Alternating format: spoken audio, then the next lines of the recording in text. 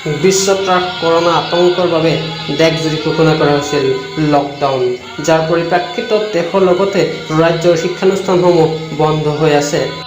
গৃহবন্দী ছাত্ৰ-ছাত্ৰীসকলৰ অধ্যয়নৰ প্ৰতি ধাউতি বঢ়াবলৈ মৰিগাঁও জিলা প্ৰাথমিক শিক্ষা বিষয়া কমলজ্যোতি গগৈৰ পৰিকল্পনাতে গ্ৰহণ কৰা হৈছিল এক বিশেষ পদক্ষেপ।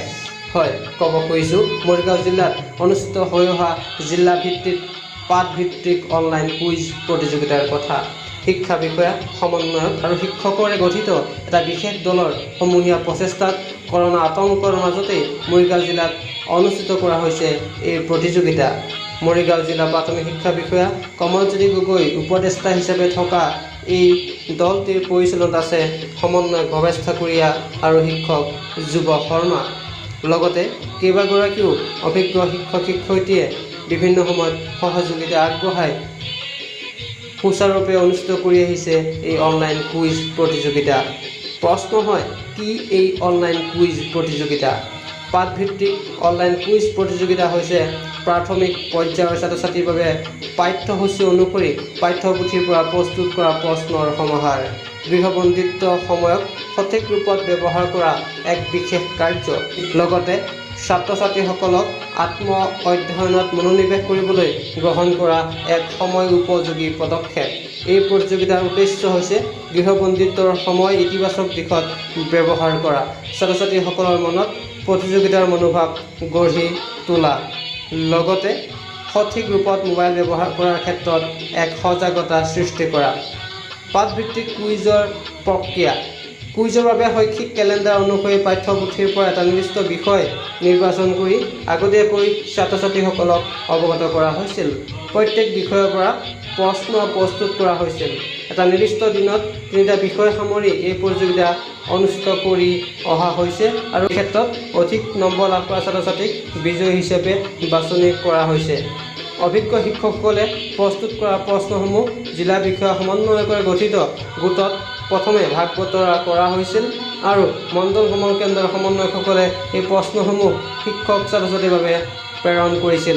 প্ৰাৰম্ভিক পৰ্যায়ত হোৱাটছএপৰ জৰিয়তে এই প্ৰতিযোগিতা সম্পন্ন হৈছিল যদিও পৰৱৰ্তী সময়ত বৰ্ধিত অংশগ্ৰহণকাৰীৰ প্ৰতি লক্ষ্য ৰাখি ইয়াক অনলাইন প্ৰক্ৰিয়ালৈ ৰূপান্তৰিত কৰা হৈছে। গুগল ফৰ্মত প্ৰশ্ন প্ৰস্তুত কৰি ছাত্ৰ-ছাত্ৰীৰ সুবিধাৰ্থে দিয়া হয় এটা লিংক। লগতে প্ৰত্যেক দিনাই স্থান প্ৰাপকৰ তালিকা প্ৰকাশ কৰি অহা হৈছে। প্ৰশ্ন হয়, এই প্ৰতিযোগিতাৰ পৰা উপকৃত হৈছেনে ছাত্ৰ-ছাত্ৰী? এই প্ৰতিযোগিতাৰ পৰা ছাত্ৰ-ছাত্ৰীসকল যথেষ্ট উপকৃত হোৱা পৰিলক্ষিত হৈছে।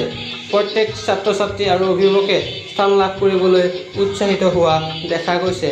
সমান্তৰালভাৱে শিক্ষানুষ্ঠানসমূহ বন্ধ যদিও ছাত্ৰ-ছাত্ৰীসকলক সহায় কৰিবলৈ শিক্ষকসকলে ছাত্ৰ-ছাত্ৰীৰে এক নিকট সম্পৰ্ক গঢ় লৈ উঠা পৰিলক্ষিত হৈছে, যাৰ বাবে এই প্ৰতিযোগিতা অনুষ্ঠিত হৈছে। এই দলটিক এনেদৰে বিভিন্ন সময়ত বিভিন্ন ক্ষেত্ৰত অংশগ্ৰহণ কৰি অহা পৰিলক্ষিত হৈছে। উল্লেখযোগ্য যে এই প্ৰতিযোগিতাৰ বিষয়ে কেইবাখনো আগশাৰীৰ সংবাদপত্ৰত প্ৰকাশ হৈছিল বাতৰি। প্ৰশ্ন হয়, স্থান লাভ কৰা ছাত্ৰ-ছাত্ৰীক পুৰস্কৃত কৰা হৈছেনে? নিশ্চিতভাৱে হৈছে। সামাজিক দূৰত্ব বজাই ৰাখি পৰ্যায়ক্ৰমে ছাত্ৰ-ছাত্ৰীসকলক পুৰস্কাৰ প্ৰদান কৰা হৈছে। নতুন সংবাদ লহৰকে ধৰি কেইবাটাও পৰ্টেল চেনেলে এই খবৰ সম্প্ৰচাৰ কৰিছিল। লগতে অসমীয়া খবৰ কাকততো প্ৰকাশ হৈছিল এই বাতৰি। বৰ্তমান কেনেদৰে চলি আছে এই প্ৰতিযোগিতা?